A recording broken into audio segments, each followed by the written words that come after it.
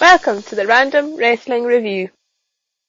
Welcome, ladies and gentlemen, to this week's edition of the Random Wrestling Review, the wrestling podcast that, unlike certain online football forums, does not persecute you for your views. I am your host, as always, David Marshall, and let me introduce my two guests this week. They are the Triple H and Stephanie to my Vince McMahon. It's Dutch and Gav.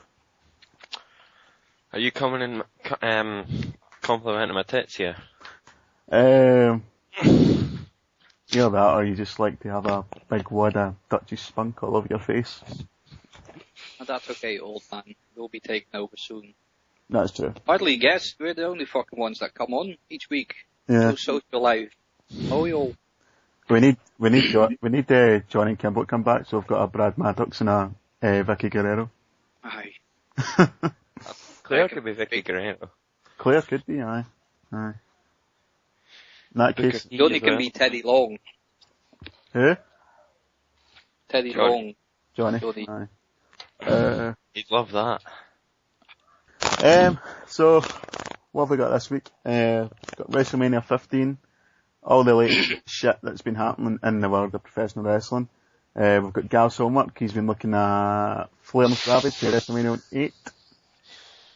What are you drinking? I'm not drinking anything. What the fuck was that noise? Haven't watched it. You're a right, we've got fuck all then. Oh no, we've got 5 points off. Why haven't you watched it? Because I ran out of time. Fucking main event again. No, I just didn't get around to watching it because I finished the main event of You had WrestleMania a 15. week. You had over a week. I didn't know what it was until today. No, you didn't. No, bullshit. Dutch told you during the week. I just asked today. Right. And we told you days ago. Aye, 'cause that's how I knew, 'cause Dutch told you. Sorry folks. You're 10 points off a Gav. Oh, by the way, did you count the title defense, Curtis Axel on SmackDown? Are we counting TV title defences? Aye. How? 'Cause you've got Curtis Axel? Damn straight. Well, I've not counted any other one up till now, so... It's the first one that was defended on free TV. I think it is, actually. Do you know what? See if it is. I'll look over it, but see if it is. I'll give you the points. You will give me the points. Kimbo needs to make a swap as well, 'cause that's Jericho gone. But he's not Give here. him- Give him Rob Van Dam. RVD. Oh, aye. Okay. He did say he'd take RVD once. He Jericho's did. gone. He did, to be fair, right. I'll fix that then. I'll give you points for that, so I'll take 10 off a Gav and swap RVD with Jericho. Yeah, we told you on the 18th of July. There we go. So he's looked up. That's 5 days ago you had. 5 days. I forgot and I only asked today. Do you know why? This is just a total lack of commitment. You're too busy with your wee blog and your fucking wee YouTube page to bother with. We fill videos on Grand Theft Auto. To bother with your first love. Are we just basically becoming the fat wife for you, Gav? Hi. Oh well, at least you're honest, I suppose. Let's make a video about the game and get the release date wrong. Yeah. First 2 minutes, get the character names wrong. Drive into the fucking lamppost. Oh, don't tell me. He called CJ fucking BJ or something, didn't he? No, it was Ryder, Sweet and Smoke. I kept getting them confused. Well, not Honestly, Smoke, because Smoke's the fat bastard. Aye, everyone knows that. It's a fat cunt. Honestly, the power was fucking raging. I know. Right, I've not played GTA San Andreas for years, but as I remember... But you wouldn't make a fucking review video of it. No, exactly, but see if I would, I'm pretty sure Smoke's the fat one, Ryder's the skinny cunt, and Sweet's his brother. Is that right?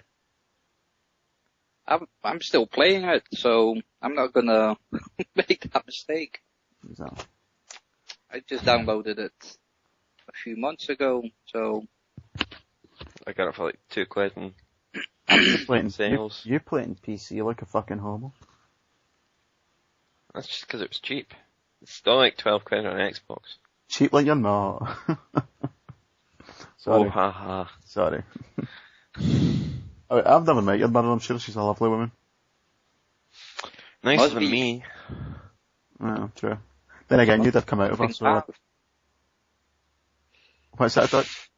Says she must be a nice woman for keeping Gav, still chucking him away and I don't know, True. who the fuck took home the afterbirth instead of him.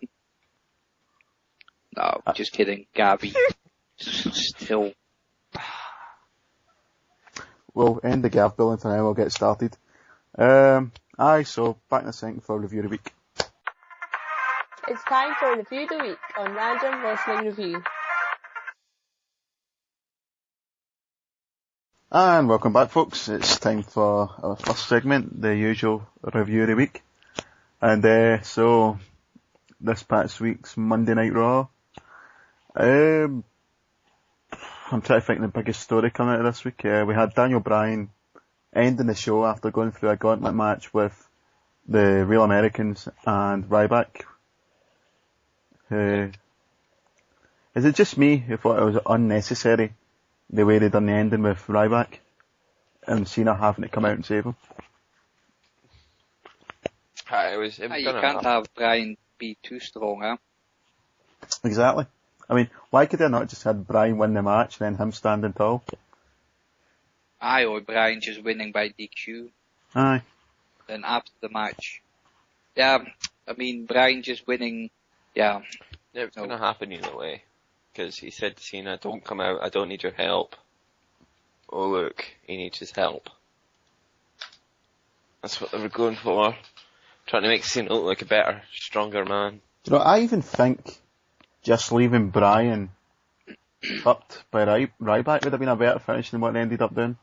No need for Cena. No, there was no need for Cena to be there. No need for Ryback. No. Well, I suppose because they were going out with the whole, like, bigger and stronger thing. But I'd have still had Daniel go over Ryback with a pin or submission. Or even just fucking... A roll-up. A roll-up, aye, fucking anything. But the thing that really got me is that after that you had him in the ring, and the crowd are clearly hot for fucking Bryan. They did not give a fuck that Cena was out there. So why did they have to bring him out? But they could have just somebody like Curtis Axel as the third man. Curtis Axel, the guy that cost him the briefcase, have a big tie-in, have him beat Curtis Axel. Oh, Daniel Bryan beat the Intercontinental Champion. Yeah. Could he do the same to John Cena? Boom. He's strong, he's beat the champion, you know, titles mean fuck all. Or the undercard titles. Yeah. From the end that they done in Monday there, is there any casual fan that's going to look at that and think that Daniel Bryan's got a chance of beating John Cena? I think he will. He'll go over Cena. Yeah, but I'm not asking if you think he will. I'm thinking if you're a casual fan and you're watching that and like say like you're a Mark and you're watching that. They've made Cena look too strong there. Yeah. They've been doing that for the last 10 odd years. But it's just so stupid because you're going for this main event and your second or third biggest show of the year, and you've got a guy, you've got your champion, then you've got him facing a guy who you're saying is clearly 2 or 3 steps below him. It's madness, the way they're building this. Okay, like, fair enough, have some doubt in that, will Bryan be able to overcome the odds in that, but by doing that, it's just leaving no doubt in anyone's mind, but there's no way he can beat him. What you should have is people thinking, oh, I don't know, maybe Bryan can take this, but what you've got is people going, nah, he's got no chance. Yeah, but that's the thing, I really can't remember who brought it up, but I think it was Jim Cornette, but no doubt I'm wrong, but I agree with that logic. When Cena does beat Bryan, it's just going to be like, oh, yeah, we knew that he was going to beat Daniel Bryan. Yeah. The same if you call your opponent an idiot or a loser and you beat them, people will go, yeah, oh, he just beat an idiot, so why should I care?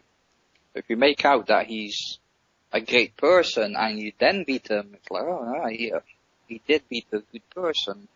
What really is worrying me as well is that they're going to eventually turn Bryan heel in this feud. I don't think they will. When he's a more over babyface. I think they will, just with the way they're going. Because I think they'll have Brian snap. Because, like, say next week he comes out and goes, I told you not to come out, why did you come out? And Cena gives some explanation and Brian kicks him in the head or something. But, to be honest, now I think turning them heel's the only way to make them look strong going into this match. Have him go over Kane, that's one way. But who's Kane? When was the last time Kane beat anyone of significance? Yeah, but Kane's gotten to the point that he can lose matches. Yeah.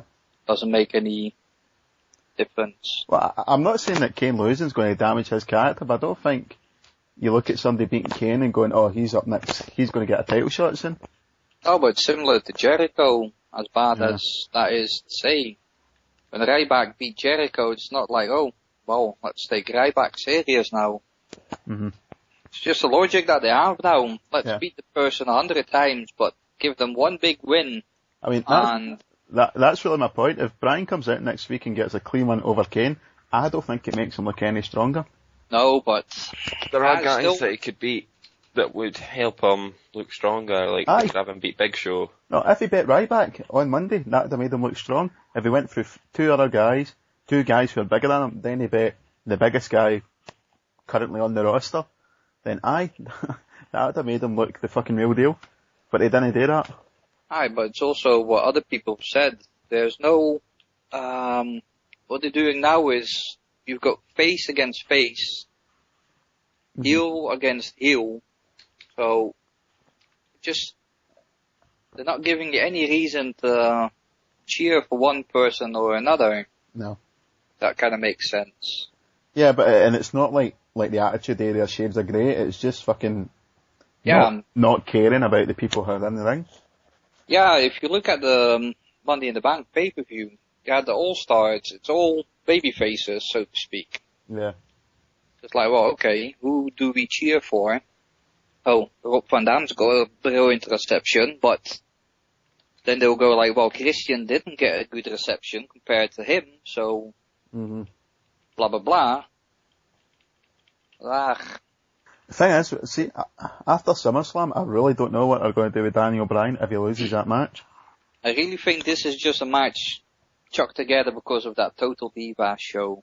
Yeah. Oh, it totally is. I mean, I'm surprised they've not brung in the Bellas yet. They kind of teased it tonight when Maddox... They will. They will. I mean, the show starts this Sunday in America. Yeah. So 2-3 weeks in, they'll have established that Bryan dates one, Cena dates the other. Who dates the one with the big tits? Huh? Who dates? Cena, I think. No, Cena. Of course he does. Of course he does. Just make you hate him even more. I don't hate John Cena. You hate Randy Orton. No.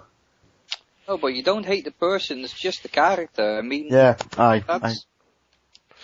Been growing up, obviously, I'm much older than you guys, but when you had the Hulk Hogan, when he was facing, like, Andre the Giant, or even Earthquake, or King Kong Bundy, you had a feeling, oh my god, he could lose the belt.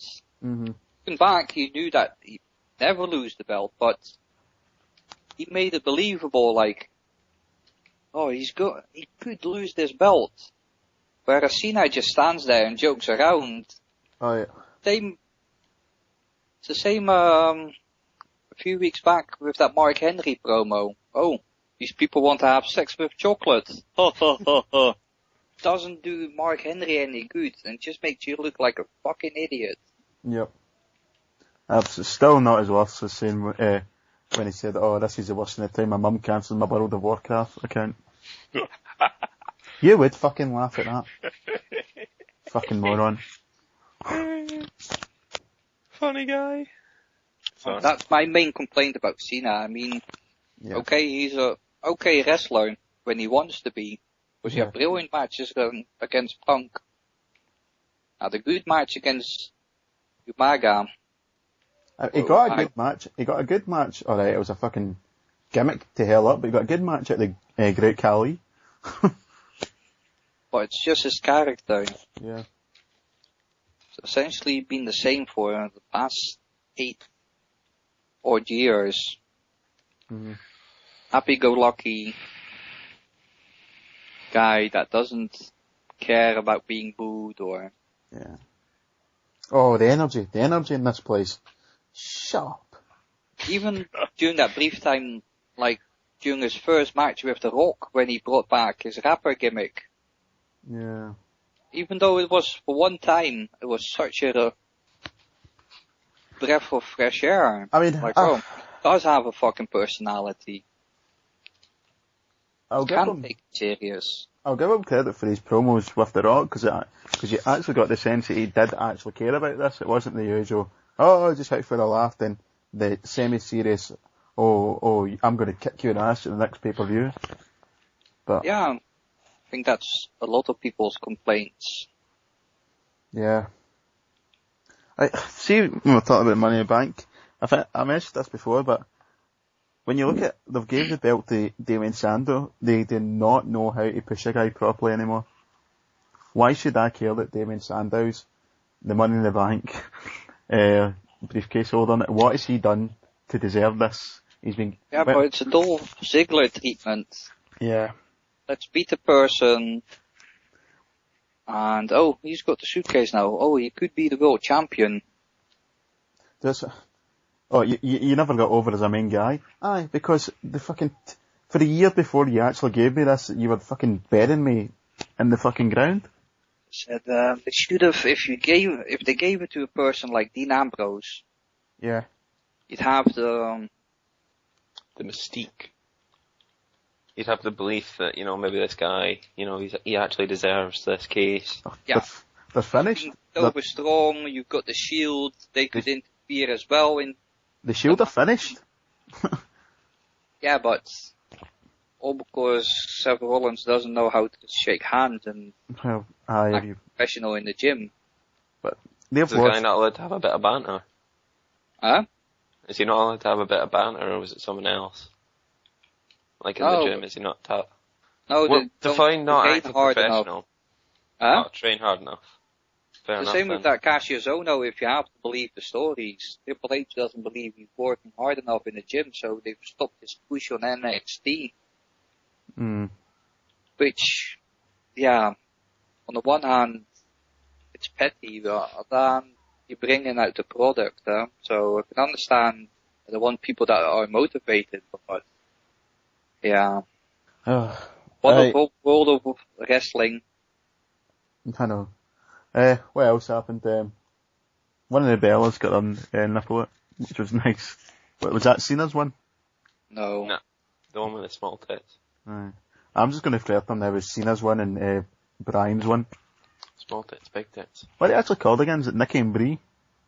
Yep. Aye, right, cool. And the one that slapped Jerry Lawler. Why did she do that?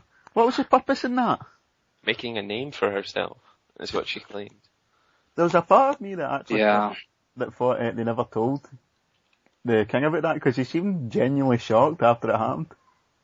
He knew. It wouldn't... He probably did, but I mean, I don't think they're going to slap a guy that's had a heart attack in their show without telling them, but good acting by the king. No, but even if you look like, we're gonna let the king interview them. Aye. How convenient, he had a microphone on his desk. And I know it was such a strange segment. I mean, it was a shit segment. They brung the king in for no reason. He gets slapped for her to make a name for herself. Okay, for next to no reason. Then instead of interviewing the rest, he went, fuck it, I'm done. And that was the end of the segment, wasn't it? Yeah, but it makes perfect sense to bring in a 60-plus-year-old man, people that are 30, 40 years younger than him. It's simply UK sitcom logic. Yeah. But did the Miz even, for a segment that was called Miz TV, I think all the Miz did was introduce the king, then end the segment. Yeah, makes perfect sense. Well, that's a good news coming into SummerSlam, huh? No Miz on the card. No Miz on the card? Oh, he's going to host it, so he won't wrestle. He's hosting SummerSlam? Yes. Because it's in LA, so that means all the cool celebrities will be in attendance. What What? But that's the thing. SummerSlam's been in LA for the last 5 couple years, of years. aye.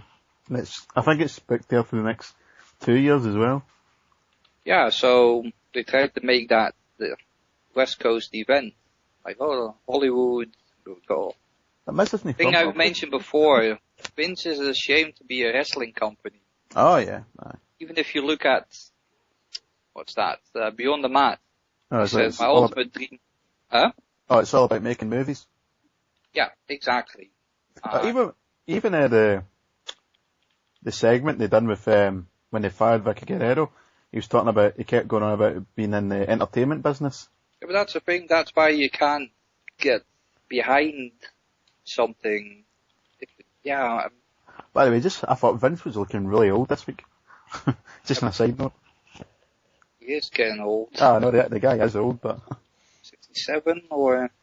Well, see, to be fair, I still don't think he looks any older than what he did on WrestleMania 15. He actually looked younger for about 10 years after that. No, but I think that could be a good thing if he steps down. Well, he's stepping down more and more. So Yeah. we'll see in favor for Triple H, but... Well, from you can only go for what you hear online is that Triple H is more interested in running a wrestling promotion. Yeah, because, as you mentioned, it's all online, but from what you read, I don't know if any of you watch NXT. Yeah. But that's just wrestling. Oh, it is, yeah. It's your pure, it's just a classic 1 hour, wrestling show. Yeah. Few promos, few packages, but just wrestling. No touts, tweets, No. Instagrams, all that shite. I mean, it's just like your old, 80s AWA or even WCW show. Yeah, or your Saturday night main event. Just build up some angles, let them fight. Even they call the simple thing like the championship belt for the women, it's called a woman's championship belt. Yeah. Oh, divas. That's the little thing for me. It's like, they're sports or they're entertainers. They're not athletes. They're entertainers. Or they're not wrestlers. That's a dirty word. The law picked up on this a couple of months ago saying that's something that's never taken off. I mean, the WWE Universe thing is kind of stuck, but how long's it been touting sports entertainment? It's just never stuck. Yeah, like sports entertainment. Oh, it's wrestling. Yeah. He's one of the greatest sport entertainers ever. What? That doesn't even make sense. Fucking class the Harlem Globetrotters in that. Aye. That's sports entertainment. Yeah. It's even more fake and fixed than wrestling. Oh well. Like Italian football. Ooh. Went there. Topical. Or Scottish football.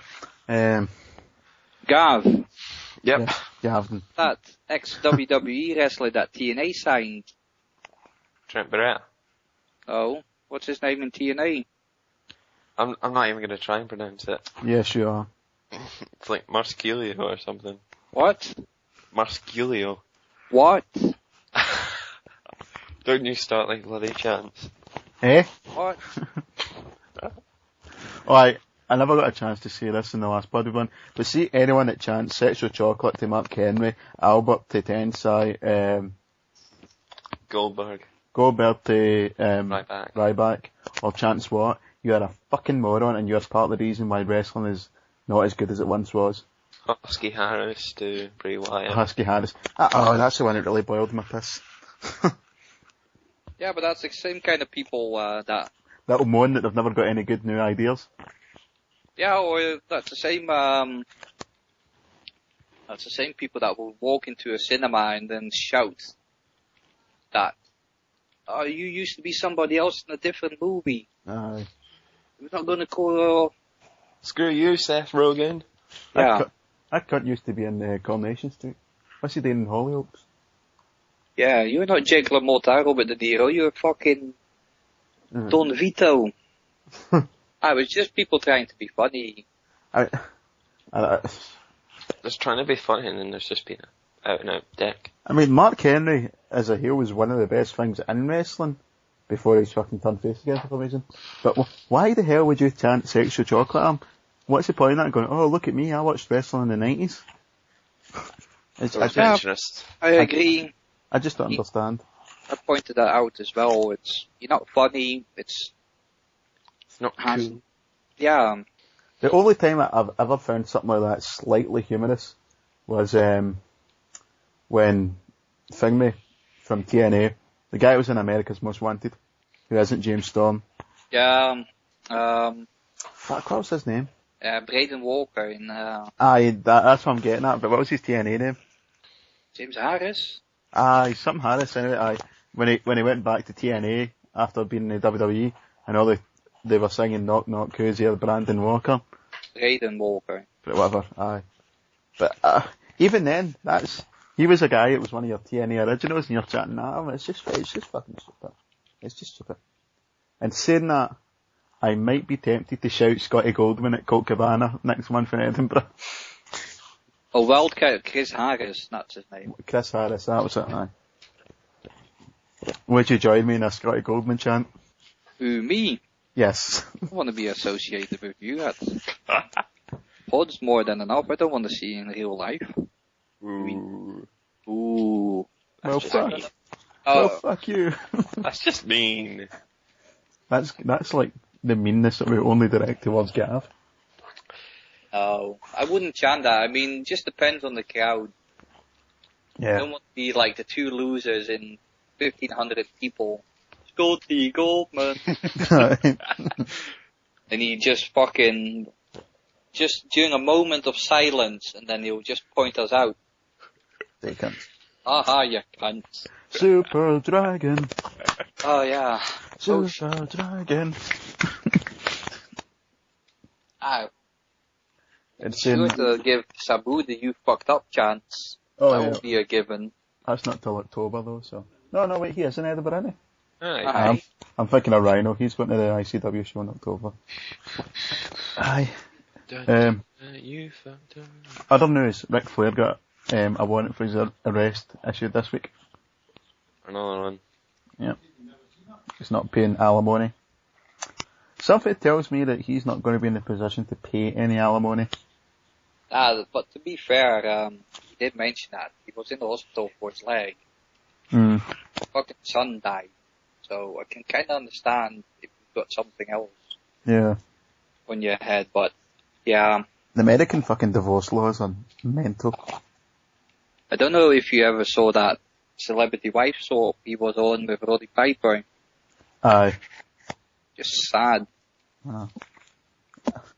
I don't like watching Ric Flair on TV anymore, it just does make me sad. Yeah. Do you know what really makes you sad though? See when you look at recent pictures of Bobby Heenan? Yeah, but those are just... Cancer, yeah, so. No, they're just soul destroying. I know. Well, going on to WrestleMania 15, if you see the last appearance of Gorilla Monsoon. Oh yeah, and he just looked so ill as well. Yeah, he died a few months later. The guy was shit white. Yeah, and he lost about fucking God knows how many kilos. I know how skinny the guy was. Kilos.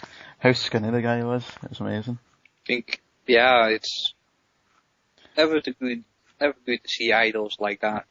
It's just talking about WrestleMania when you compare when Heenan was done the Gimmick Battle Royal commentary with Gene Okerlund at WrestleMania 17. When you look at him then compared to now, it's just. Yeah, but that's the thing, man. It's cancer, yeah. Fucking cancer. Fuck cancer. Yeah. RWR says fuck cancer. In the ass. Cancer in the ass. You don't want that.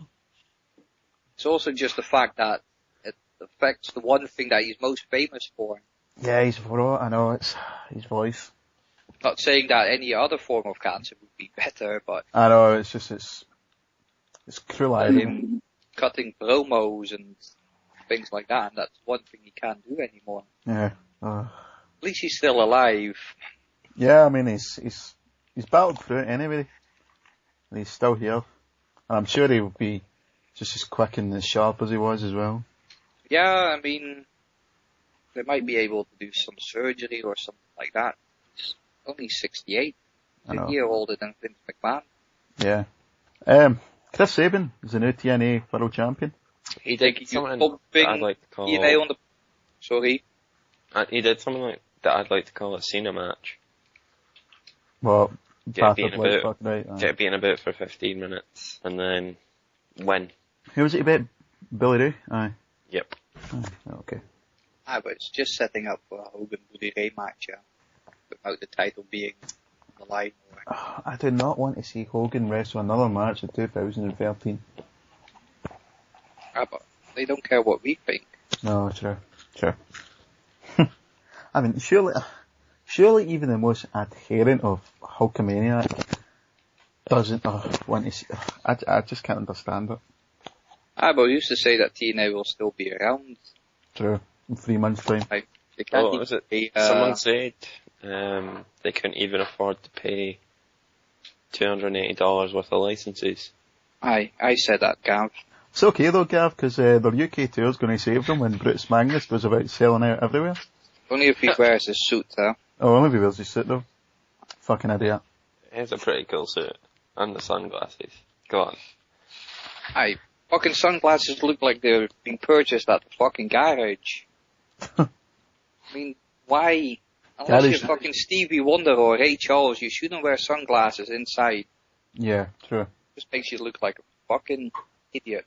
What a hat. Not so much a hat, but... If it adds to the character, like Bray Wyatt, but... Yeah, well... He's standing there in a suit. I just love the logic. And shouldn't have mentioned it before, but... pointed that out. Sting started the main event Mafia after people in the back didn't help him in his match against Bully Ray. Yeah. So naturally he excludes people that didn't help him during his match with Bully Ray. Obviously. Would you not? Yeah. Fucking wrestling logic. And also bad guy. Suits always equal bad guy as well. Yeah, but suits make... The Mafia was exclusively meant to be former world champions. I don't think Magnus has ever held a world title. He was world tag team champion. Yeah, but the original member, Booker T, WWE, Kevin Nash, he's filming movies or tearing his quad somewhere. Scott Steiner's still got his lawsuits going on. I'd love to live a day inside Scott Steiner's head. I wouldn't. Just a day. His math. Just an afternoon. Yeah. Even on fucking Sunday morning. I just want his math skill. I'm gonna go and shout that puppy over there. Yeah! He must get a shitload of coke, Steiner. And steroids, obviously. That's the only way. See when you look at like 80s WCW, when the Steiner brothers were a tag team, and you look at Scott Steiner when he actually looks kinda normal. Don't recognise him. No, you don't. Even I was watching that Best of WCW Nitro second volume, and I had a match before he dyed his hair. Yeah. Like he's halfway in that transformation, like totally different guy. Rick Steiner still looks the same though. Still a gimp. Not a fan of Rick Steiner then, no. Nah, it's not so much a fan. I don't see that. Yeah, I don't have any opinion of him. How can I back a person that gets outsmarted by a fucking Chucky? Gav would. Yeah. Oh, Bruce Pritchard gets sacked from TNA as well. And they're blaming him for everything. Yeah, I was just going to say, apparently he's at fault for all the ills that have ever occurred in the history of TNA, even before he arrived. Yeah, right. Yeah. Even before. They've also just released that Jesse Sorensen guy. Oh, the guy they were going to stand behind. See that guy? He needs to get the fuck out of wrestling while he's still got a second chance at life. What are you on about? Jesse Sorensen. What's his ring name? Jesse Sorensen. Not got a clue. You're supposed to be the one that watches TNA. Challenge on a Saturday night, man. After Wrestle Talk. Sunday. And before. Is it before Wrestle Talk TV? Yeah. Oh, sorry. My bad. Oh. Indeed. Oh. They've released a few more people, I think. I'm just trying to get a list up here of their releases. They released Tara. They did, Tara, or Victoria, as she was known in a proper company. I can see her going back I don't think so. in a training position. Well, maybe as a road agent, I suppose, But then again, they've got that Sarah Del Rey in NXT. They also released... Oh, what's his face? Good work, Gav. They released one of the guys that got in through Gut Check. Oh, found me, Mr. Sleazy. What'd you call him? They released him. Matt Morgan. Pretty sure we talked about that in the last show, though. Doc. Luke Gallows. Aye, got the Reavers contract. Please refer to them by their WWE names so people know who they are. That's the thing that annoyed Rob Van Dam, Like, people kept up in the street like, oh, you've retired.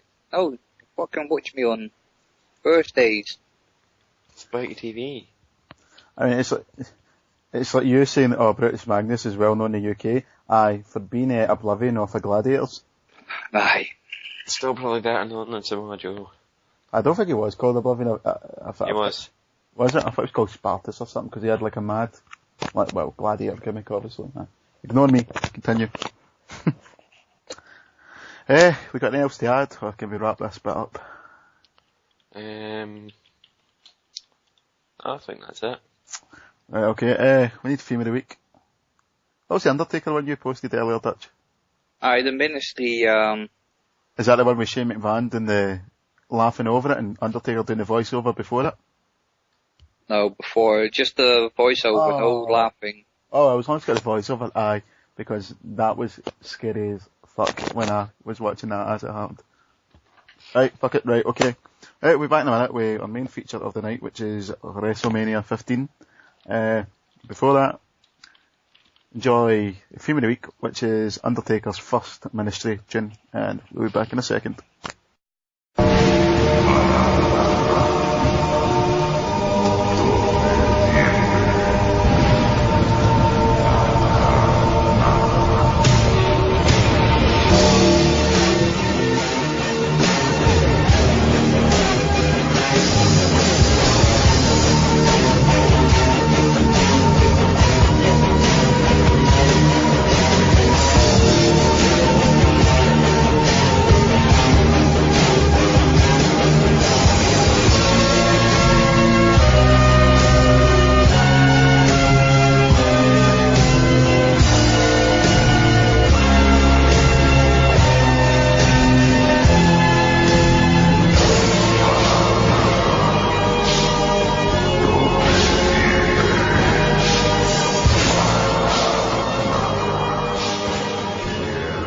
And welcome back, folks. So hope you enjoyed The Undertaker's Sinister Ministry theme.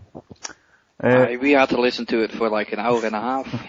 Yeah, had a slight technical fuck up. Aye, thanks, Gav. Aye, fuck You yeah. just blame me. Yes. Right, so this week we're going to be looking at my very first ever WrestleMania, the first pay-per-view that my parents ever bought for me, and the first pay-per-view that I was allowed to stay up and watch. WrestleMania 15.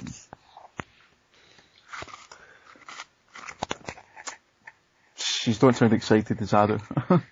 No, we're just your guests, sir, so... Way. Cheers, Gav. Right, well, this WrestleMania was significant for it was the first of The Rock and Austin's trilogy of WrestleMania matches. And so, let's get started then, if I can just bring up my notes.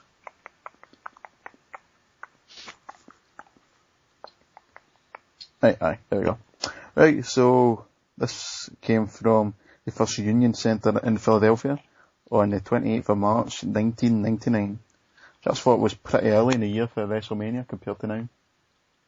What? 1st of April? I suppose, 3 days. 4 days. Okay, fair enough. I'm talking shit. I think they always try to have it in on the 1st of April or 1st or 2nd of April, but it just depends on the... Yeah. Anyway, so the two commentators for, well, the majority show are Michael Cole and Jerry the King Lawler. How things change, eh? Cole wasn't as insufferable as he is now. I've never thought Cole was that bad, to be honest. But you have to remember that 99% of the things he says, he gets fed through his ear by Vince, huh? Yeah. Like, if he constantly hears, plug this, plug that, plug such.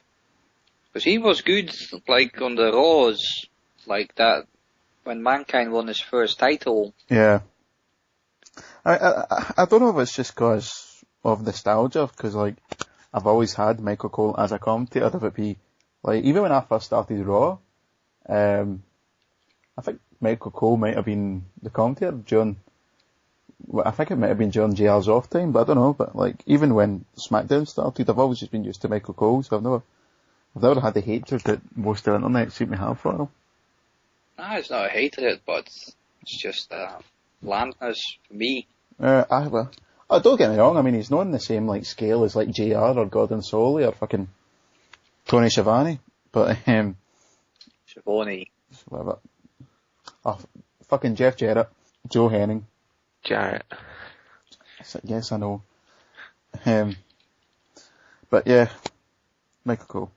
Anyway, so the show is opened by Boys to Men. Remember them? You're forgetting the awesome video package again. Oh, fuck. Right, the show was started by the video package with, Gav, who was the WWF Hall of Famer in the video package? Oh, fuck you. I can't remember. I'll give you a clue. He was in one of the promos when we done Invasion, which was 12 years ago yesterday, by the way. That doesn't help me. Nope. But he viewed it like 2 weeks ago, Gav. Yep. I don't think I watched Invasion. No, sure you never. Sure you skipped through half of it. Oh aye, that's another instance that he didn't watch a show that he was supposed to review. Dutch put him out of his misery. Classy Freddy Blassie. Correct. He done a few of these kind of things around about that time. Used to be Hulk Hogan's manager, huh? Yeah. His first WWF. Is he still with us? Oh. No, he's passed away years ago. I thought he did, because when he was doing his stuff now at this time, he wasn't in the best of condition. Well, just an old man, I suppose. Yeah, but he used to be feared back in his day. Oh yeah, I mean, he was a fucking hard bastard. Huh? He was a hard bastard. Yeah, he used to file down his teeth so he could bite. Passed away in 2003, June the 2nd. Jesus, really that long ago? I didn't think it was. I suppose 4 years after this pay-per-view, I could probably see that. Do have to mention that 2 days ago, it was the 8th anniversary of Lord Alfred Hayes' passing. A friend of the show. May he rest in peace. Indeed. He's up in... Just for his hatred of Gav. Yes. Watch some of the Attitude Era. Yeah. Anyway. No, but we'll play some card games instead. Yes. Fuck's sake, Gav. But yeah, the opening promo was really good at hyping everyone and everything in this show. WrestleMania, the showcase of the Immortals. Gav, I'll give you 10 extra bonus points on your draft score. Your draft score. If you can tell me what the tagline for this show was. Gavin. Dutch, are you there? Yeah, I'm here. I'm just waiting on wee Gav. Right, okay. Frantically Googling. Was he still showing us online? Yeah. Well, fuck him. Anyway, do you know this one? The tagline for this show? Something with climax. Yeah, the Raging Climax. Raging climax. Always good as a teenager. It's the same as Fully Loaded, and they had a few more. It was just, as Vince would say, it's the 90s. Yeah, Vince Russo at his best, huh? Yeah. Yeah, so we got Boys to Men, and we'll mention them. Remember them? I do. Yes. Wow. I know, I'm showing my age. So they are, but I'm back. Gav, Aye. what was the tagline of this pay-per-view? Fuck Was knows. 50 points. Just to win the draft. I don't know. The Raging Climax, which is something you'll never experience. Ha ha. Sorry. No, but it's funny when it's true, huh? Yeah. Right, so, as we got Boys to Men singing America the Beautiful to kick off the show. Then we got our first match of the night, which was for the WWF Hardcore Championship. That should come back. No, Gav. Yes. Why would you have a hardcore title in a PG show? They still have, like, no DQ matches. It's not exactly massively different. If you look at a hardcore match in 1990 in WWF, compare it to their no DQ matches or whatever, their extreme matches in 2013, it's fucking night and day. You would not see somebody get fucked with a tray of drinks in 2013 WWE. Yeah. Anyway. Classic Gav. I know, fuck's sake. I hate You have you. to mention, don't know, were you following the product at the time, Monty, or Yes, I was watching. do you remember that they were actually building up the Road Dogg and Billy Gunn for the opposite titles? Yep. This So- match kind of came out of nowhere because Al Snow and Hardcore Holly were feuding, and then Billy Gunn just kind of got the Hardcore title because. Yeah. Banter. No. We're essentially setting up the Road Dogg for the Hardcore title and Billy Gunn for the IC title. Then they switched. Yeah. Strange, very strange. Anyway, Well, yeah. So there was a couple of good hardcore spots in this. I mean, Al Snow getting flung through the table with his hair was pretty funny. Hardcore Holly using the drinks tray. did you notice the blood, the dried blood on the table? Yeah. It's not been stuck back together. Shush. No, but maybe the guy carrying it had a big cut. My favourite point of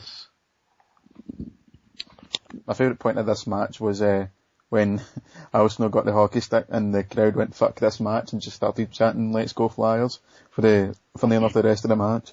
Yeah, it's just To be fair, Al Snow got a pretty good pop when he came out, as did Billy Gunn, but they were just doing Road Dogs. Oh, you didn't know, not really paying attention to Billy Gunn. exactly. And Al Snow, it's ECW, huh? Yeah, well, I was Philadelphia, yeah, true.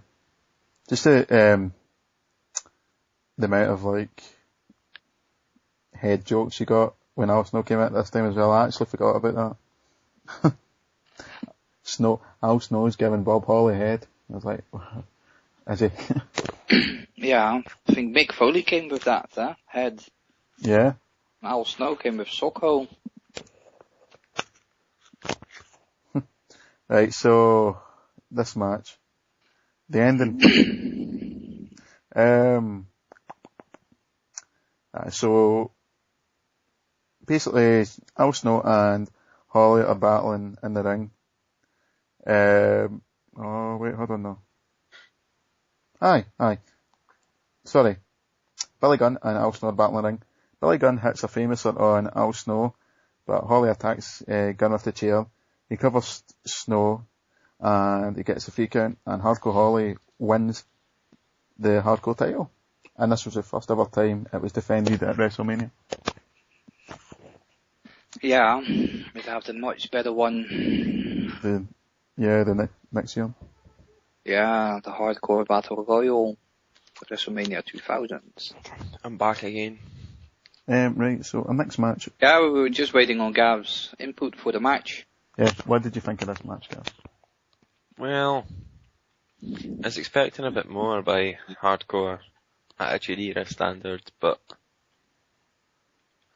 it was a decent start. Didn't really drain the crowd that much, but it got them going. The match went 7:03, by the way. That is great. Yeah. Short match, and a good opener.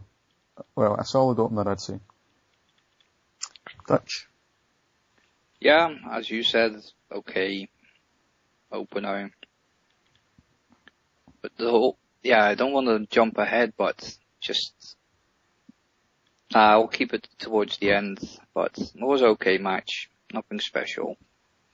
Yeah. Right, so the next match was for the tag belts. The next match was the tag belts between the champions Jeff Jarrett and Owen Hart. They were accompanied by Deborah, who were going up against D'Lo Brown and Test with Ivory, who got the chance to be in this match by winning a Battle Royal on Sunday Night Heat. Remember that? Yeah. Used to sometimes get better ratings than Nitro. Yeah. I just remember it used to be on Channel 4 over here towards, around about this time actually, about 99, 2000. It's kind of cool seeing the WWF and terrestrial TV at the time. Even though I had cable, but still. Yeah. There's only a reason to bring out Deborah in her bikini. Yeah. Thingamajig. This match isn't really anything to talk about. Yeah, the first two dead wrestlers, huh? Test and Owen, aye. Yeah. But it's funny, I was actually, I was reading we did a review of the show before I watched it again, just to refresh my mind. Although I didn't really need to do it this time, because I've probably watched this show more than any others. I think it was a 4-1 Mania site or whatever. And the guy that was writing the review, it was either, he says he's writing this in the day or the week that Tess died. Yeah, sad. What's Yeah. happening? Fucking awkward silences. Sorry, I'll just say that. Right, so, this match, throughout the match, Test and D'Lo were arguing with each other, and this just screamed filler. Yeah, it's just your typical match to give some people a WrestleMania payday, yeah? Yeah.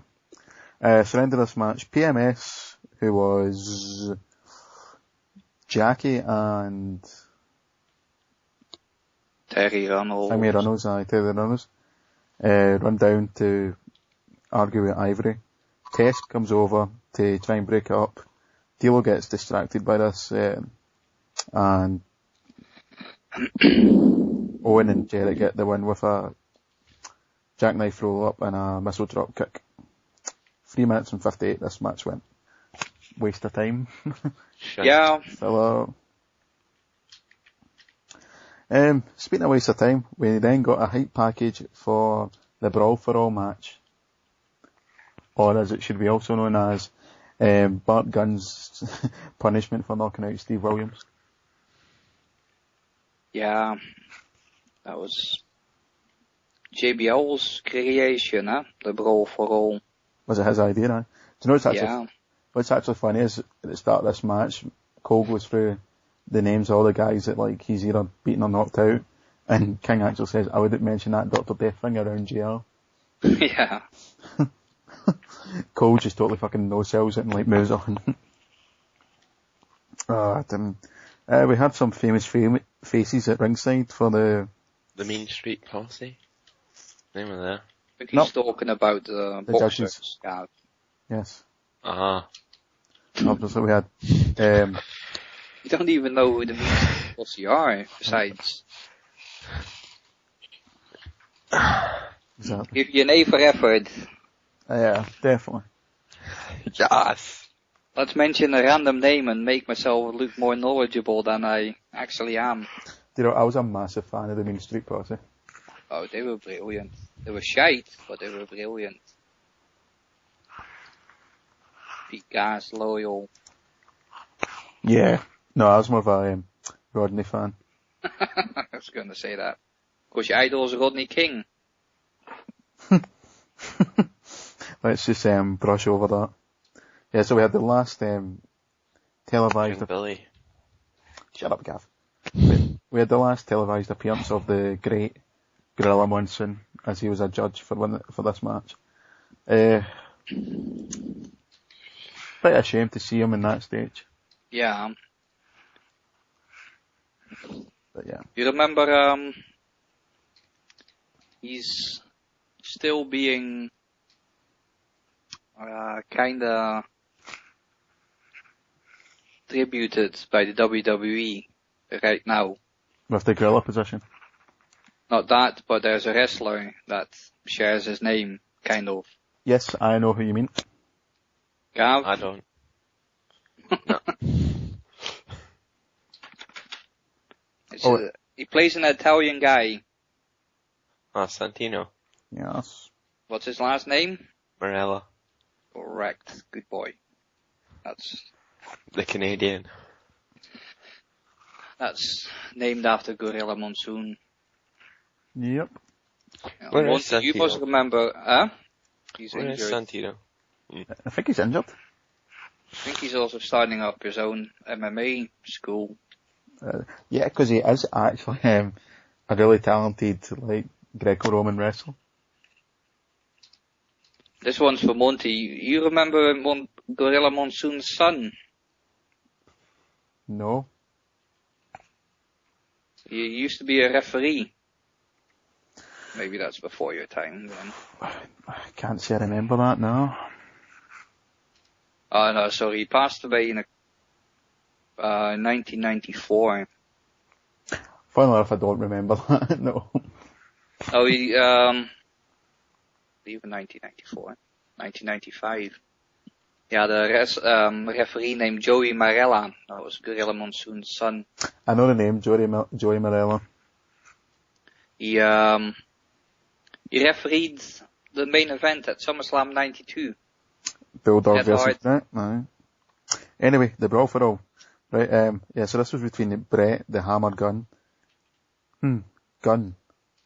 Not Bret, Bart. Sorry, did I say Bret? Bart Gun. Where have we heard that second name before? Billy? Correct. Do you know why that is? No. Because they were a tag team together. The Smoking Guns. Well, that's just nice. That's lovely. And guess what their gimmick was? They were gunners. They were gunners? What does that even mean? I don't know. They were cowboys. That sounds nice then. That's lovely. Did they have fun? See what your research should be, Gav. Your homework. Research a fucking event. Because I'd just be embarrassed if I didn't know half the stuff. Yeah. Sorry. Stuff from before when I was born. Oh, but you could Wikipedia Bart Gunn or Billy Gunn, do a wee bit of reading. Because I hardly doubt that Monty knows everything by head, and neither do I. You look those things up. It's a case of me being a lazy cunt. The computers make funny noises here. What have you done now? Right, so the Brawl for All match. There was actually rules to this thing. You got 10 points for a takedown. Oh, sorry, a knockdown and 5 points for a takedown. And most punches landed in the round got you 5 points as well. The referee was Vinny Panzena, who was a former boxing champion and roided out his tits. But all the rules meant fuck all because obviously Byrne being knocked out aren't done in 36 seconds. Yeah, it's unbelievable that Bart Gunn didn't go for a takedown or something like that. Yeah. Was Bart Gunn ever seen again in the WWF after this? Don't think so. I know he went to Japan not long after. Yeah. I mean, the guy was lucky. He could have got seriously injured off of this guy. Yeah, but that's the whole brawl for all thing, eh? Half the people got injured. Yeah. And it ruined careers like Dr. Depp. Bart Gunn knocking out Steve Williams was the worst thing that he could have done for either of those two men. Exactly, because he was supposed to be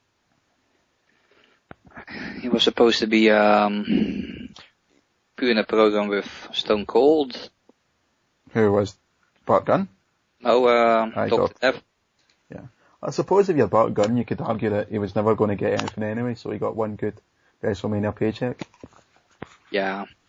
He was released soon after his loss. There you go.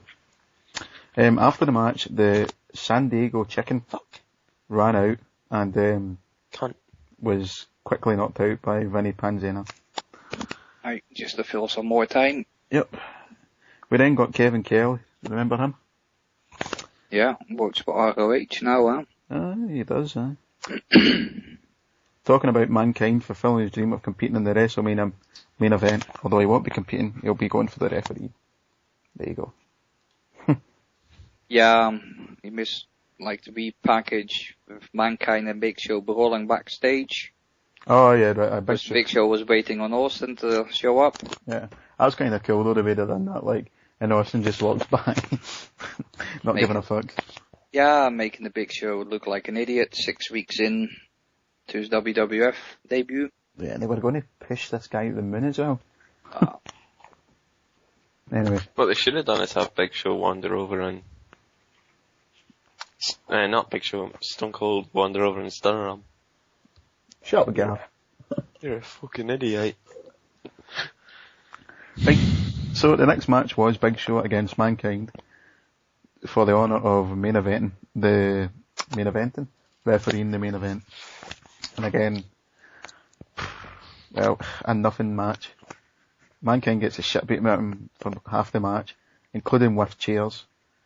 And the match ends when Big Show choke slams him through 2 chairs, even though all the way through this match he was hitting him with steel chairs.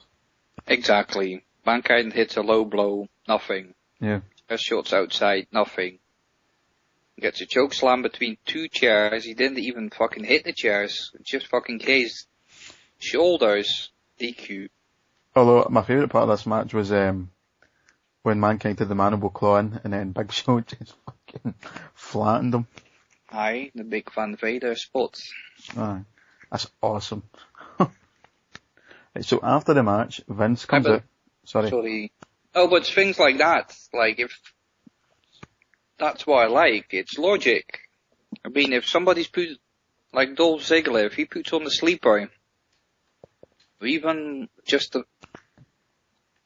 a few weeks ago, when Dean Ambrose put that sleeper on Mark Henry, just fucking fall back with the guy. You'll crush him. You'll die. The thing that I hated most is that, again, it's about logic.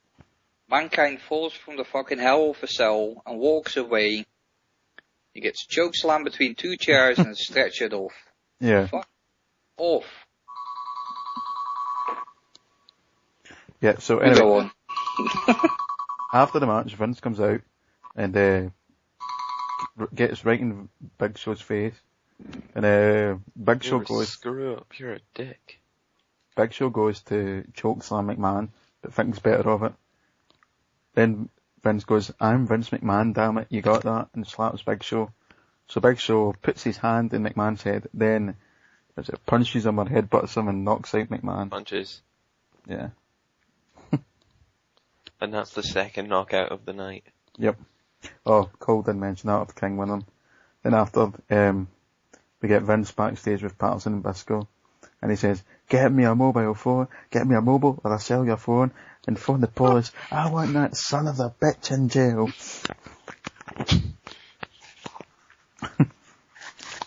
I miss evil attitude, Vince. I know we're a wrestling company and everything, but damn it, that bitch touched me. Mm. Well, no, entertainment company. I mean, you think of You think of all the times that Austin done shit to him. I know he did phone the police on him once, but still. Yeah, but it's also the logic, like, the next day he'll just show up on Raw. Yeah. Yeah, because you'd phone the police on him, but you wouldn't sack him. Don't be stupid. Yeah, you wouldn't press charges. It reminds me of that. Remember that Bill Goldberg that he got accused of molesting Elizabeth? Yeah. He gets arrested. Take him to the police station, which you could clearly see is across the road of the fucking arena. But couldn't make it back in time. Yeah. Took him 20 minutes to get back. To cross the fucking road. Right, okay, right. So, after that we've got another fucking filler match. For no fucking What match was that? The Fatal 4-Way for it wasn't a Fatal 4-Way, it was It was a 4-way dance. Four corner elimination. Aye, okay, a 4-way dance, for the Intercontinental Championship between the champion Road Dogg, the former champion Val Venus, Goldust, who was with Blue Meanie, and Ryan Shamrock and Ken Shamrock. Now, Val Venus, Goldust, and Ken Shamrock were all feuding over Ryan Shamrock, who Val Venus fancied Goldust was going out with, and Ken was her storyline brother. Even though they were dating in real life. 2 weeks before this, Val Venus was the Intercontinental Champion. So why was Road Dogg into this? Wasn't Road Dogg the champion? Yes, Road Dogg went into this match. Won the match as well as a champion. That's nice. You catch the wee swearing by Shamrock after he got counted out? Yes, fuck you. Yeah. Yeah, I'm just going to touch on the Blue Meanie as well. Creepy bastard. Yeah, the story going round here was that the Goldust was running the angle where he was calling himself the Blue Meanie's mummy, or mommy, whatever. And the Blue Meanie was jealous of Ryan Shamrock. Cause she was shagging my mommy.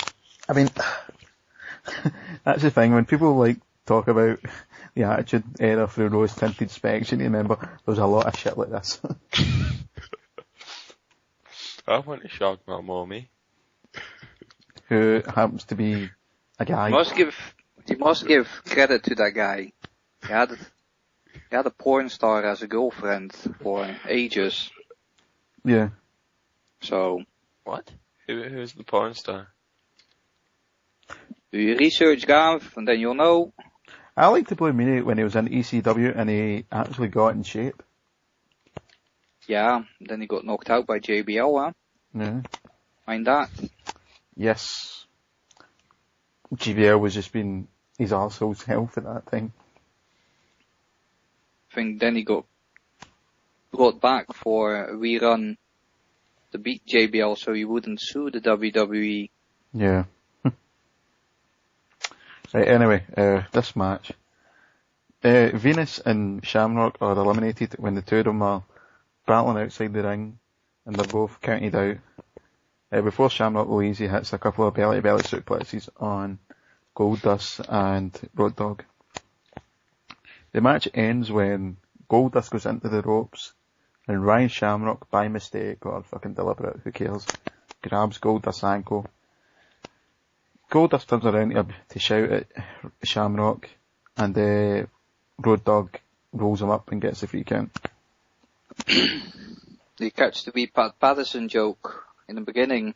Yes, but I can't remember it. What was it again? Like Pat Patterson won the title on a hot, steamy night in Rio de Janeiro. Dirty boy. This match went 9:48. Still no match to go over 10 minutes yet. Afterwards, Goldust berates Ryan, tells her to beat it, and Goldust and Blue Meanie share a wee cuddle and a kiss as they walk up the ramp. Love you, Bobby. We then see Big Show being arrested by the Philadelphia police, and Big Show says something really weird. He says, "You give used monkeys a badge and you think you've got power." Well, aye, they're the police. I like the cop car. I never noticed. Just a red car. Was it? Couldn't he had taken a shower in the meantime? Yeah. Put a top on. Yeah. Police are after me, what the hey? I need a wash. We then got a recap of the Triple H against Kane feud, which started when China turned her back on D-Generation X and joined the corporation. This feud included both China and Kane getting shot in the face with flamethrowers. As I said, China's had worse things in her eye, I think. Oh, well, true. Xbox bug. Right, oh god. Before the match, the chicken came back. And it was revealed to be Pete Rose. It was a famous American baseball player who Kane had previously tombstoned at WrestleMania 14, and he would also do it here at WrestleMania 15, and would do it once again at WrestleMania 17. That just sounds pishy fella. Yes. Do you know what's really weird though? Michael Cole says he's going to keep this up to WrestleMania 25, which is now 4 years gone. I thought he said 30. Did he? Oh, it was 30, aye, that's what it is, aye, which is... Oh, Pete Rose, come back. Unless he's dead. Do you know what they... No, I don't... No, yes, he's a WWE Hall of Famer. I thought he was a baseball player. Yeah, but he's on the celebrity wing, you know, like him fucking... the game show host and Drew Carey and that. And Mike Tyson. I mean, fuck it, he said 3 WrestleMania appearances, why not? Yeah, but you only got brought in because of his background, He supposedly took bets during his career. Oh yeah, he was a dirty bastard, aye. Anyway. So I've read, as I said, I'm not a baseball fan. I am. Go Cubs.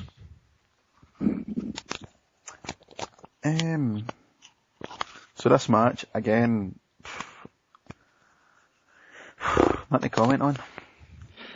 Yeah, just logic again, China comes out, picks up the steel stairs, puts it in the ring, Teddy Long does nothing.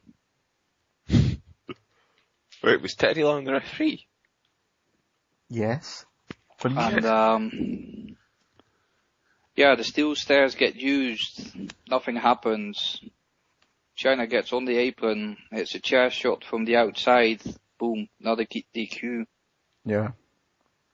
And China rejoins Triple H and D-Generation X as... For about half an hour. Yeah. As Kane hangs his head, realising that he's been betrayed by the woman he loved. Yeah, and just also love that Kane got hit by a flamethrower. Yeah, still had his beard. Still has speed. I'm just going to point out that... you still got to look fabulous even though you're a big red monster. True. I'm just going to point out again, this was when Russo was at the WWF. Just saying. Right, so after that we got Kevin... Oh, I love this bit. We had Kevin Kelly talking to Vince McMahon, asking who's going to be the special guest referee, and Vince says, well, it just so happens I've got the most perfect looking referee outfit in my bag, which is... So, the referee... So, for tonight's main event, I'm going to be the guest referee. Brilliant. It wasn't even a referee's outfit. No, it wasn't. It was a black shirt. But still. Do you know, do you know, I'm glad you bring that up, because that has annoyed me for the 15 years. Even when I was... Well, at least Mankind wore stripes. Even when I was 6 years old watching this for the first time, the first thing I noticed when Vince came out for the main event was, that's not a referee's outfit. And it has bugged at me ever since. But still. Then, after that we got our third title match between the WWS Women's Champion, Sable, who I loved very much at this time, against Tori. Nice champs. Tonight. Yep. My God, Sable was bad in the ring. Tori.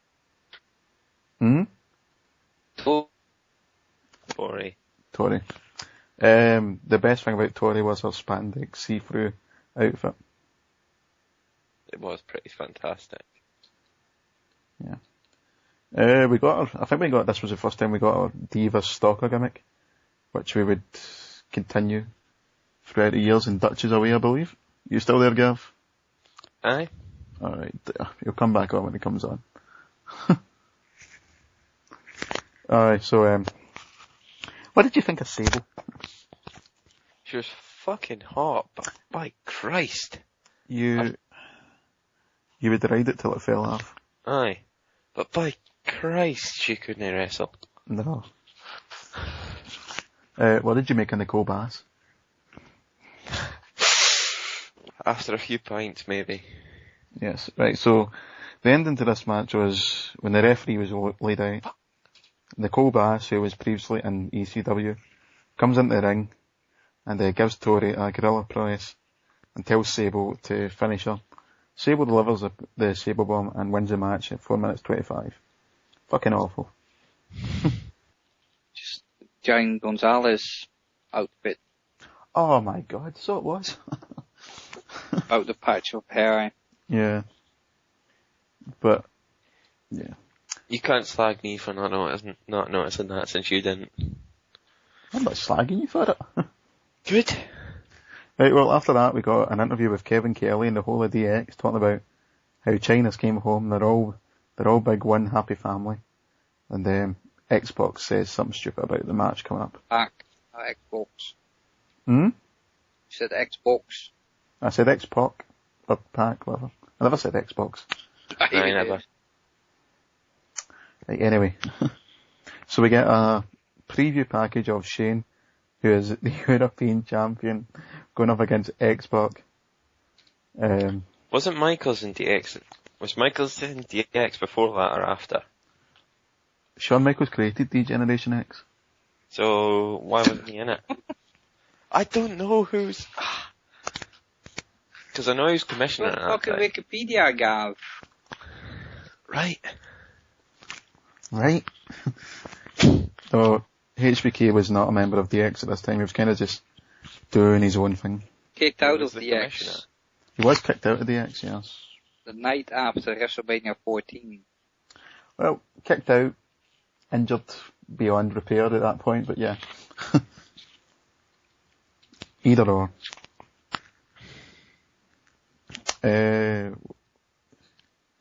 So yeah, we got a nice wee video package where Shane McMahon delivered one of my most favourite lines ever, where he said that beating Xbox will be as easy as 1, 2, 3, kid.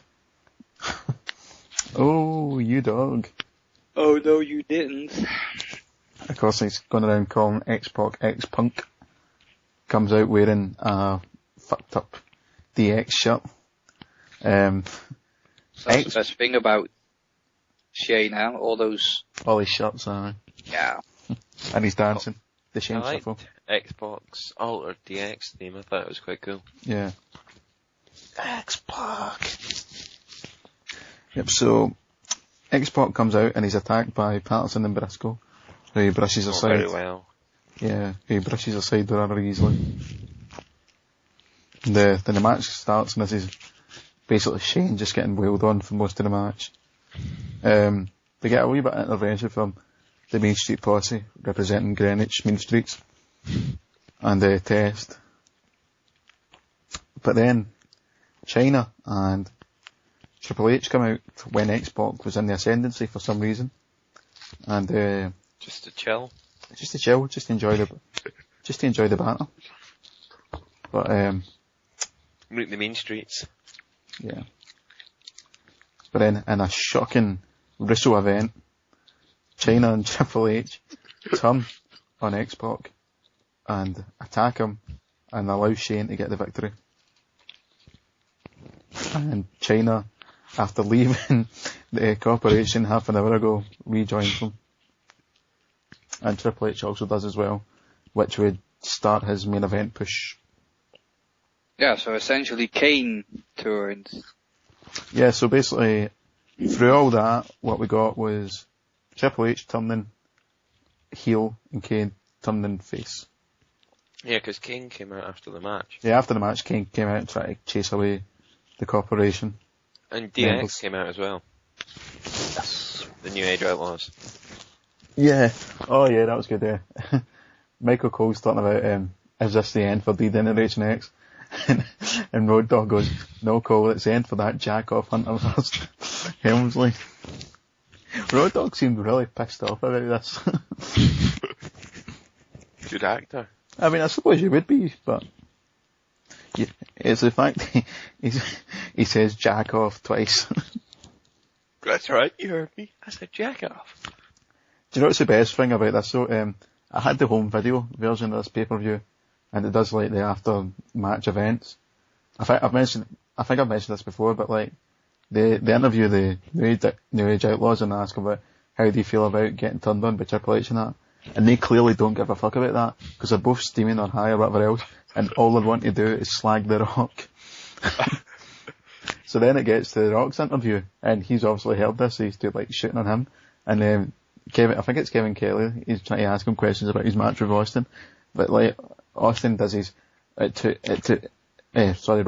says it took not one but two stunners line, which he'd use a couple of times after this, but apart from that, he's not interested in talking about the match, he just wants to fucking lay into the Outlaws now.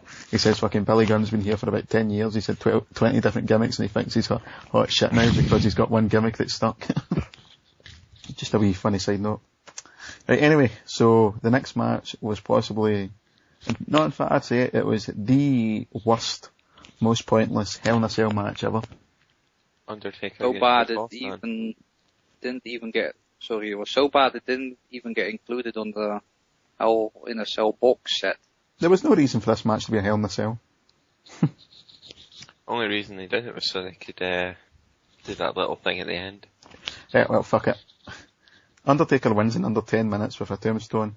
Then after the match, the Brood, Gangrel, Christian and Edge come down and shove a noose. They shove a noose through the cell roof. Undertaker wraps it around the boss man's neck. Paul Bearer then lifts the cell up, and we see a man getting hung to death on live pay-per-view.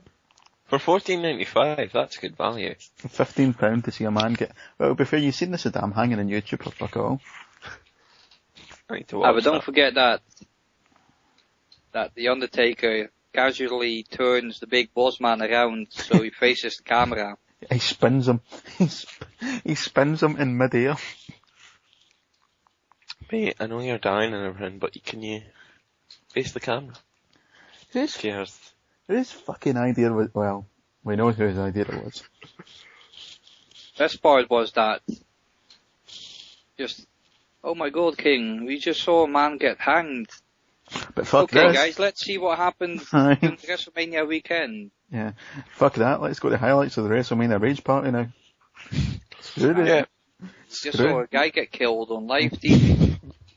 Screw the dead man that's floating above the thing. We've got a fucking... We've got a party. Well, to be fair, this would be... I was going to say screw the dead man, we've got a wrestling show to do. How true that would turn out to be just a couple of months later.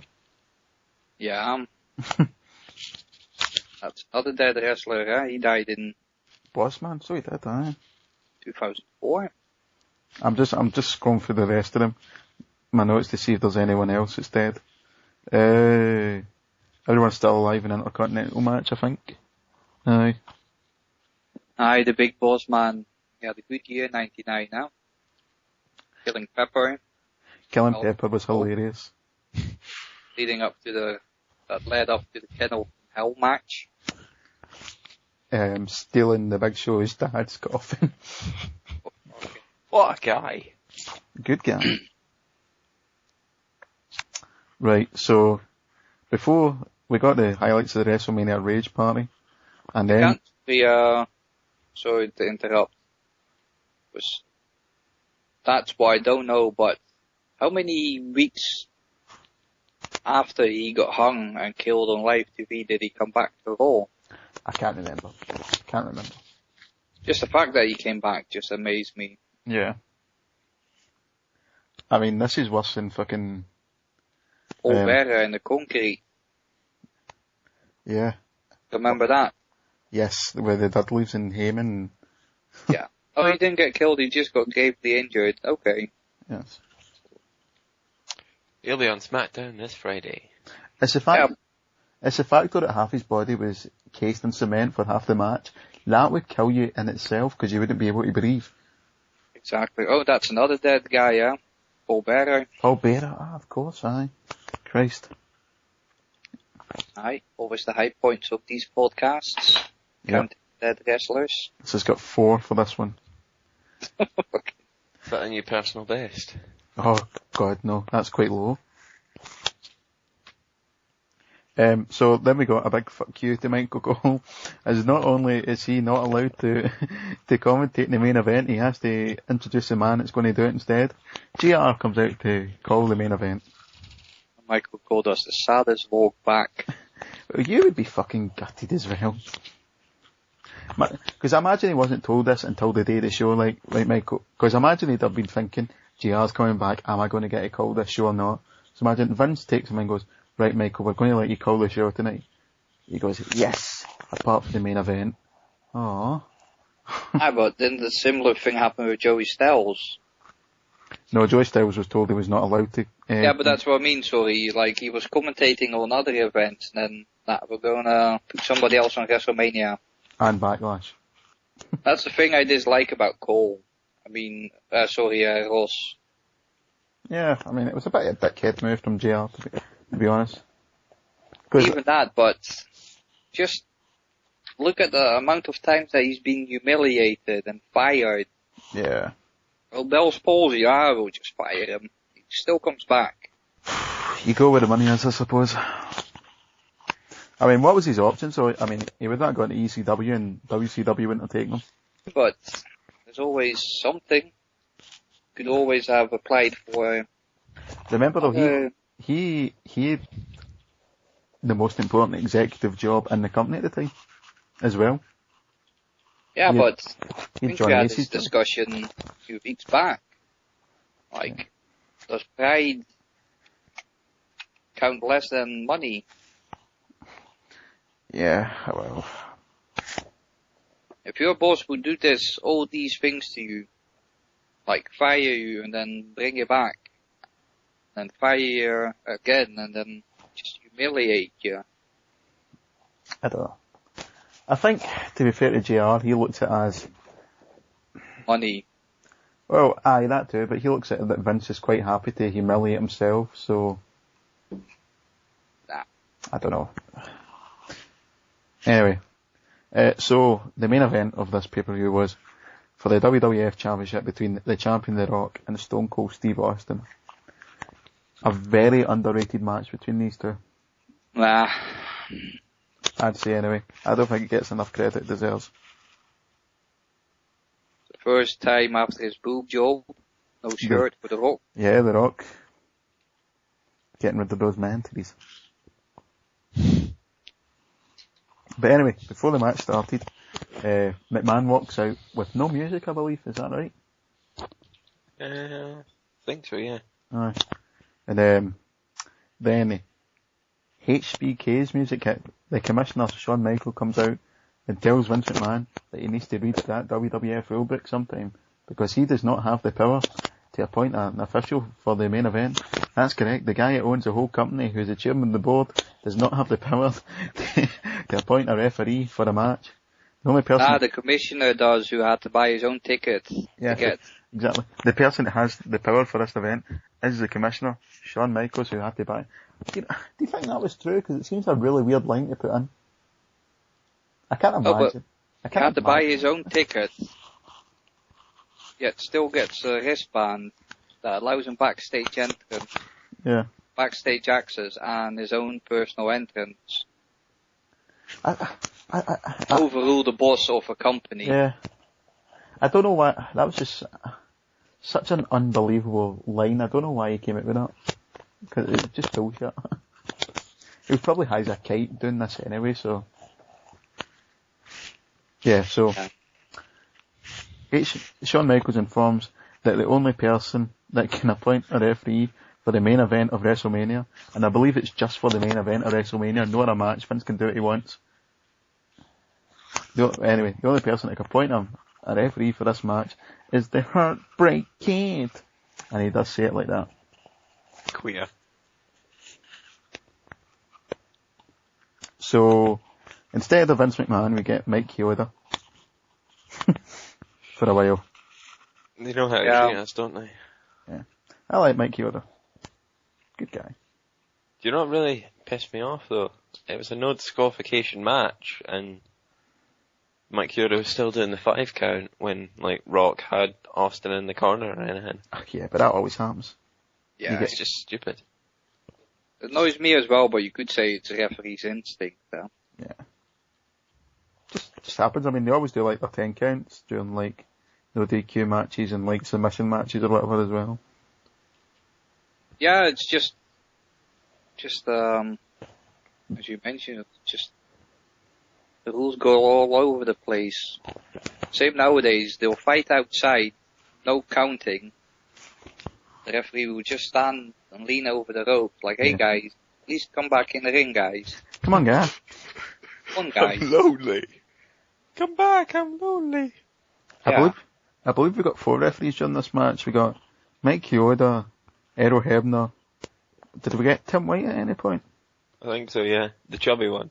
Yeah. Yeah, he came out after Chioda. And, Tim White did come out, yeah, I've got it in my notes. Yeah, Tim White came out for the injured Mike Chioda, and, who was then injured. Then, Errol Hebner came out. He was also injured, and then Mankind, who is the actual appointed referee for this match, comes out to finish it. Don't forget, you had Vince as well, so you had Vince, Chioda, yeah, right, White, Earl Hebner, and Mankind. 5 referees. 5 referees for the whole match. That's how big this match was. Briscoe magic. Sure. Alright, so 2 big moments of this match was Austin hitting the stunner and The Rock kicking out. I could not remember it happened before then, could you? Dutch? No. This will become a big thing for The Rock after this, because he'd go on for like the next month up to Backlash going, it took not 1, but 2 stunners to defeat Amy. Yeah, Austin hits a second stunner and wins the match. And that was back in the day that you hit your finisher and nobody kicked out, so it was a big thing if somebody did kick out. Yeah. Like now, you'll have 15,000 finishers and person gets beat by a roll-up. Like that match at WrestleMania between The Rock and Cena. Ah, that was a high, okay. It's like, let's all just hit our finishers 17 times each. Well, to be fair, The Rock, he did tear his arsehole. Yeah. Still a dick. What about The Rock's selling of the stunner? Overkill. Hated that. Yeah. Beat Scott Hall. I think Scott Hall's selling of it was kind of funny, to be honest. Best. Yeah. Because The Rock would always sell the stunner like this. And I just imagine it was just a rib between the two of them. Not quite as bad as Shawn Michaels taking a leg drop from Hulk Hogan, falling down, standing back up, then going over the top rope. That sounds pretty funny. You never seen that? No, I'll YouTube it right now. Oh, Hogan against SummerSlam. Aye, Hogan against Michaels SummerSlam 2005. Anyway, Dutch, your thoughts on this match? Well, was the first in the, as you mentioned, the trilogy, but the worst one in the 3, in my opinion. But that's my opinion, as I said. Yeah, I don't know if I'd say the worst one, but it was the least best. Compared to 17 and 19. Yeah, they were better, yeah. Wasn't a bad match. No. I'm not saying that at all, but compared to the other WrestleMania matches they had, this was the... I think the referee stuff was a bit overkill in the end. Yeah, I suppose. What would you say was your favourite of the trilogy, Dutch? Sentimental reasons, 19, match-wise, 17.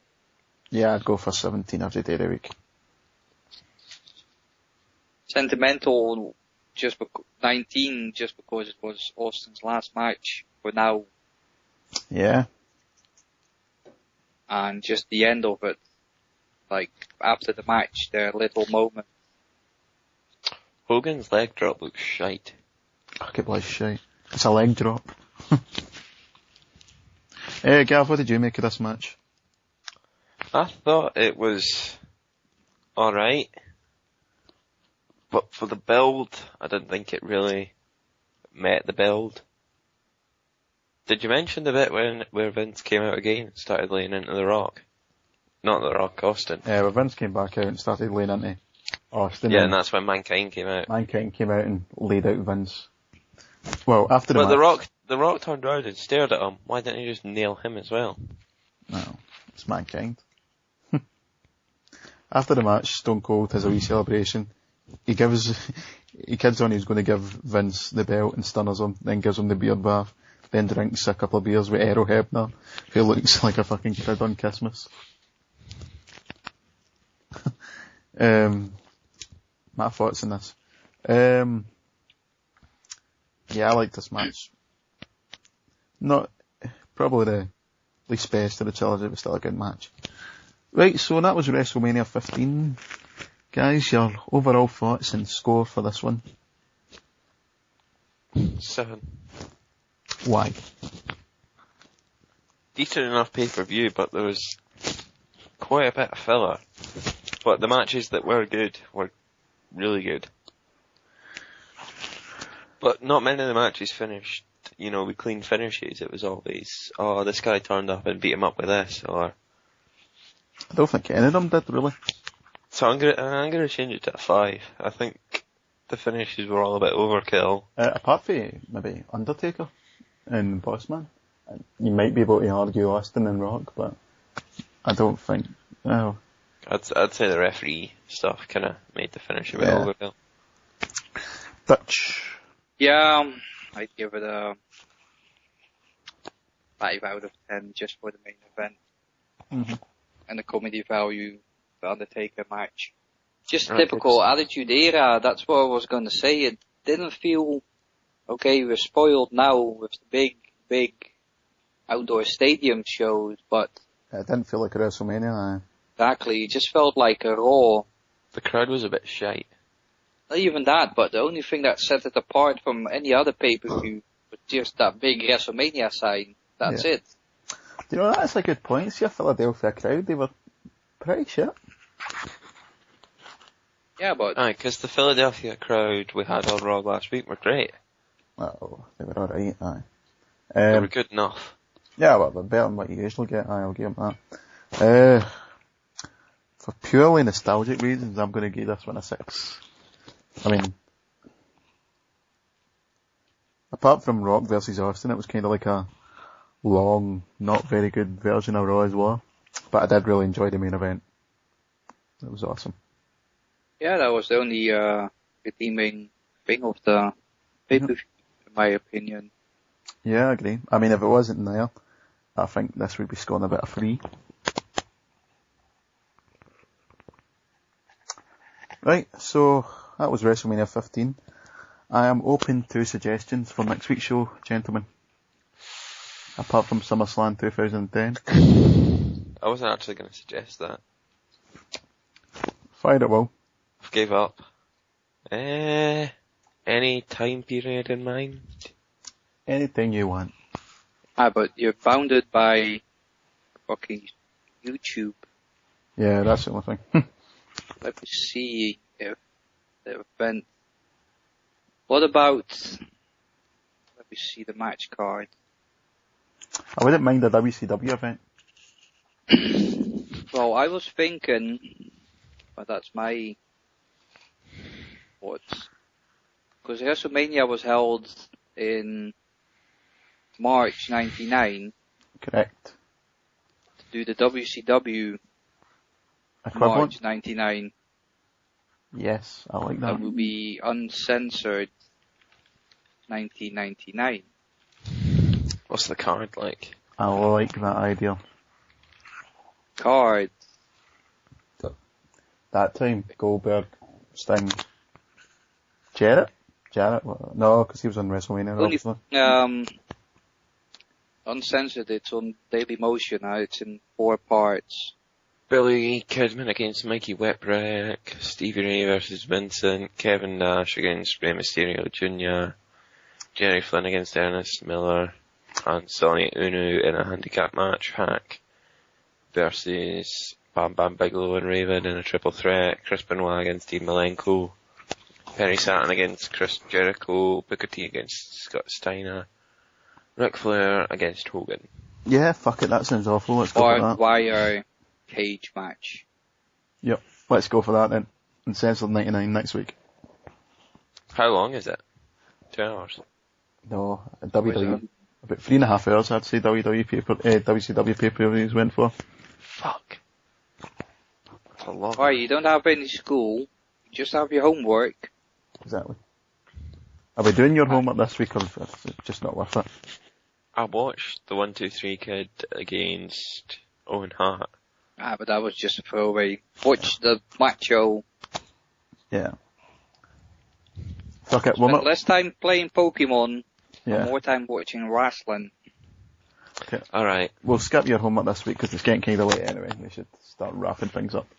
Right, so next week we're going to do Uncensored WCW Uncensored 1999, which was the March 99 pay-per-view that WCW put on.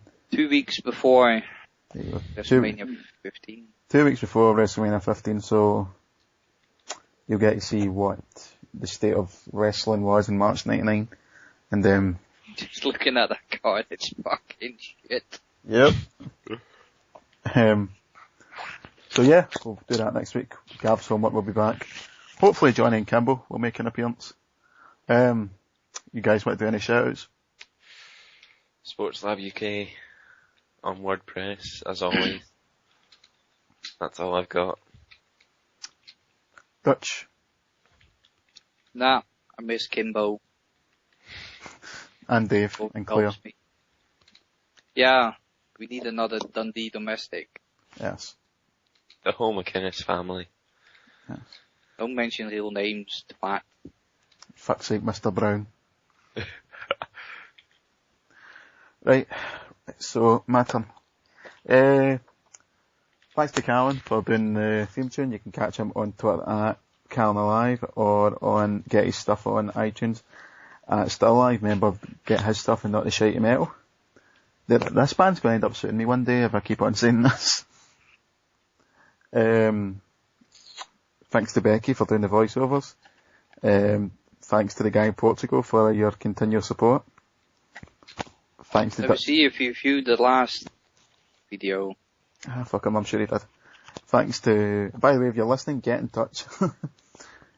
Thanks to Dutch and Gav for being here as always. Fine, don't just butt in. Follow WWE Dusty at WWE Dusty Rhodes on Twitter. Don't follow the podcast or Gav. Follow him. Yes, follow the fucking bicycle. Follow the podcast at RWR_podcast and get us on Twitter at The Random Wrestling Review, on Facebook at The Random Wrestling Review. Follow me at David RWR. Dusty Rhodes. Yes, they can do both. Oh, but he's got a bicycle. A random thing to say. Oh, Gav, do you not even know what he's referencing? No. Right, I'll Wikipedia it. Watch Mania. That's not a shout out, we're just an instruction to Gav. Oh, I have to mention the last video, no reviews from Portugal. Maybe because Kimbo wasn't on it. Neither was I really, or Johnny. No views from Portugal? Well, fuck Did you. get 2 from Pakistan. Yes. Branching out. We got 1 from my favourite country in the world, Israel. I'm just gonna brush over that. Got 1 from Saudi Arabia, who gave up after 2 seconds. But we're the most bicycle in his arena.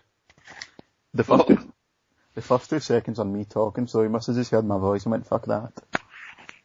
The most popular country UK. for the last video was Ireland.